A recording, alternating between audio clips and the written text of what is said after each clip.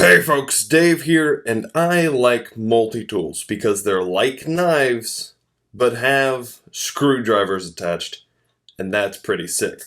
This one specifically is the Gerber Crucial, and there is, let's get this thing open, a lot to say about it.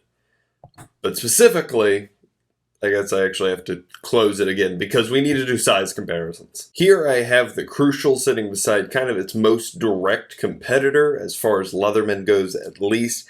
I wanted to kind of keep the color scheme, not this color scheme, but the better one. The Leatherman Skelletool, the Rebar, and this big old boy is the Super Tool. Here we have the same lineup with pliers out, and this is what the knife looks like. Again, Skelletool, a much better direct comparison because they're accessible on the outside. These two I gotta close up again. I just realized that I never showed why the Skelletool is a direct comparison, but it's because there is a pocket clip here on the Crucial, which is kind of the whole point of the Skelletool. The Skelletool, the name being that it is a multi-tool that has been skeletonized down to make it more pocketable. The Crucial being that it is the crucial set of kind of minimalist tools, and we're going to get into that in a second. So as this thing does indeed have the core Crucial tool set, there's gonna be a lot of gold because, well, that's the stuff that you need, or at least that Gerber believes that you need on an everyday basis. However, because you are paring things down, you're leaving stuff out, and there's also going to be a little bit of garbage. Let's get into it. The first thing is going to be this knife blade. And there's a conversation with Jake from Ohio State, great YouTube channel. Here's his icon, I guess. I'm going to be talking about that a little bit later, but first off, just a retraction, I guess. In that conversation, I thought that I was talking about the Bull Rush, the Gerber Bull Rush. It's from the video that I uploaded on Friday about the Gerber Crucial Red, which again, we're going to be talking about in a little bit. But the Bull Rush, which is just a Crucial, but a little bit bigger and doesn't have a pocket clip for some reason. It's in a box somewhere over there.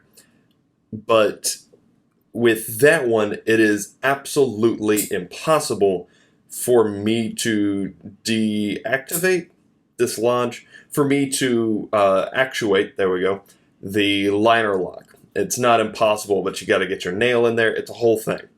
What I had forgotten was that the Crucials is super well done. Huge access to the liner right there. Great little thumb stud. Able to get in there and open it. Now, of course, this is whatever kind of steel. That's not really the point of this. This is a budget thing, which is fine. It isn't and shouldn't be, but we're moving past that. Materials here are not going to be a plus. However, it is a nice sheep's foot blade. It does have pretty good serrations. The fact that every tool is locking, also a big, big plus. So we've got two liner locks here for the main blade and the seatbelt cutter, as well as two down here for both screwdrivers, and that's huge. Speaking of screwdrivers specifically, here on the Phillips head, you can see that this thing has massive, massive reach. The flathead, not nearly as much, but again, the liner lock does not have as much scalloping, which I would prefer, but still not terribly difficult to get in there. So on the flathead, I really do wish that this little opener hook had been done much better, that was larger and not as nail rippy, and also that this thing was not as completely stubby. This is as much reach as you have. The Phillips head, you can use that on an extender. With the flathead, this is it. But for some reason, this side liner lock does have a massive amount of scalloping, so you can get in there. So really, between the four liner locks, the Phillips is the only reason, for some reason, that you have to work to access. Weird, but okay. One of the defining aspects of the Crucial, and something we're going to talk about later, is the variety. There are a couple different kinds of this. This is the all-black version, the super tactical, is the rescue hook version. So this is a seatbelt cutter, and again, has a great liner lock. That hook is big enough that while it's reversed, you can still access it using one hand, which is awesome because in a rescue scenario, in an emergency scenario, You just want to get this thing out as absolutely fast as possible. That's a huge plus. The fact that it even has a seatbelt hook is great, because this isn't just for cutting seatbelts, it's for cutting cordage, it's for all kinds of stuff. The Jake from Ohio State conversation, I asked him for some points. He likes this thing a lot more than I do. And one of the things that he talked about is with the main blade, because it's sheepsfoot, the work that he was doing at the time, cutting cords and boxes and stuff, this sheepsfoot would allow him to run the blade up along a structure that he needed to cut something off of and be sure that he wasn't going to do any damage to the structure itself. So he can just use that to peel something, whereas something that has a point, you risk the point going into whatever it is and doing damage. Sheepsfoot, or reverse tanto or whatever, is one of my favorite blade shapes because you completely avoid that. And he talked about this thing going through clamshell plastic packages like an absolute boss, which I can completely see. We, of course, also have the pliers back here, and one of the other things that Jake talked about was because these are so completely narrow, these are some serious needle points, that a lot of the stuff that he was doing was getting in cramped spaces, and these are the only tools that he had access to that were able to get in such tight spaces. The biggest goal for me is going to be the concept of the crucial, of the skeletal, of the EDC, the pared down, skeletonized, everyday multi-tool,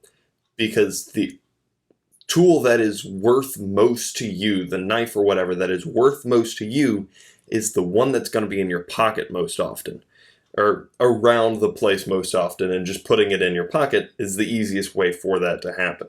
So it does have a pocket clip.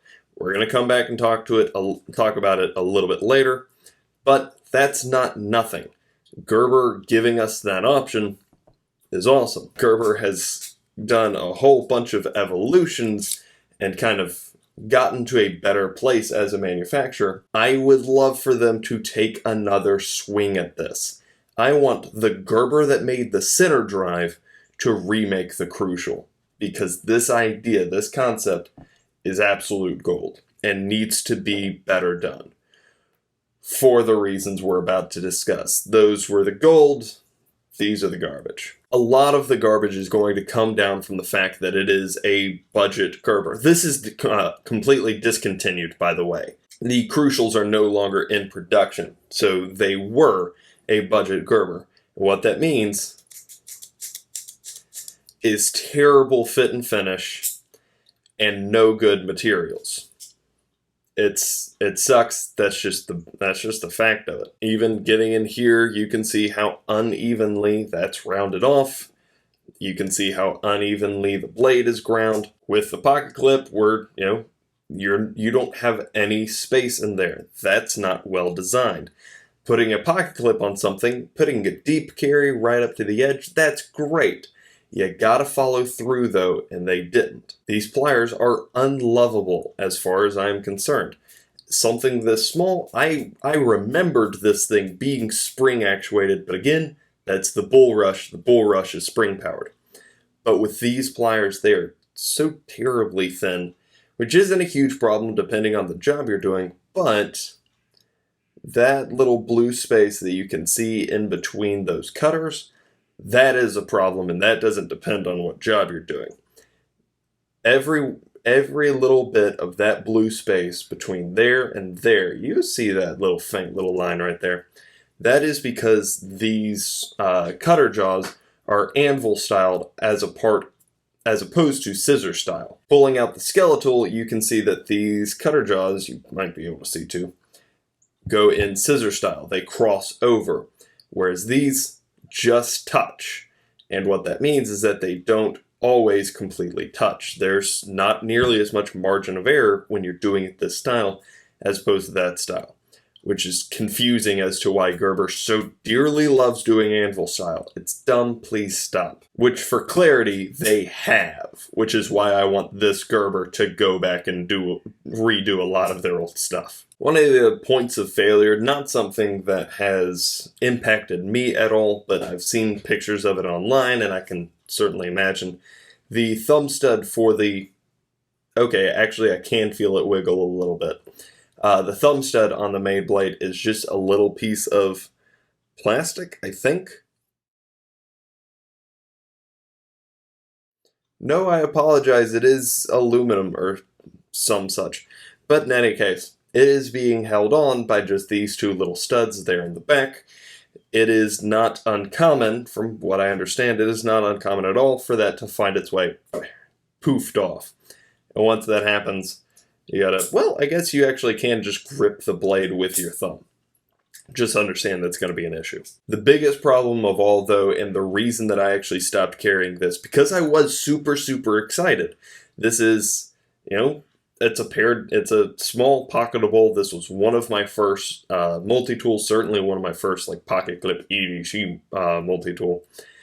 But the biggest problem with this was that bump right there.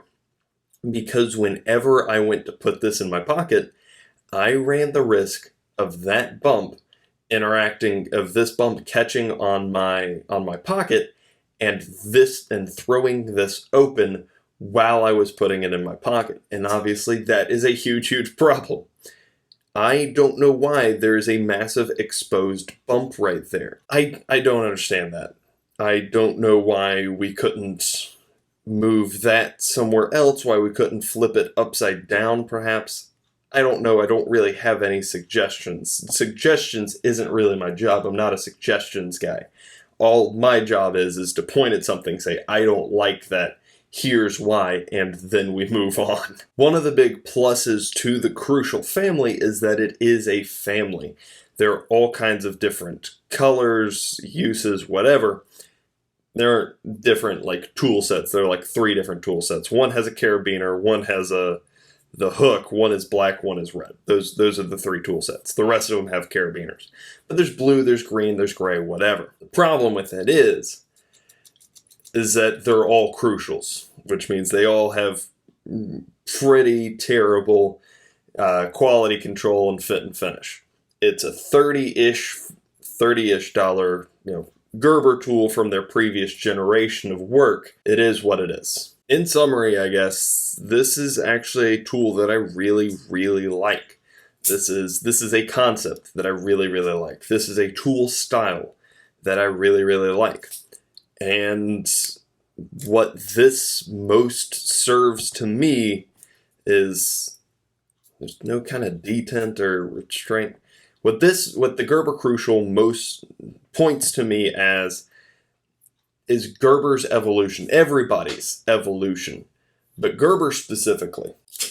Because Gerber makes really good stuff now, and I'm super excited to watch them go forward. I am excited about their future, and I'm excited that stuff like this is mostly, maybe not mostly, that stuff like this is working towards becoming their past. I'm glad this thing exists because it helped push the window forward. It helped push the viability of pocket clip multi-tools forward. Any entry in the category is doing work to make the category bigger so that more people can have a tool in their pocket. The more people that have a tool in their pocket, the happier we all should be.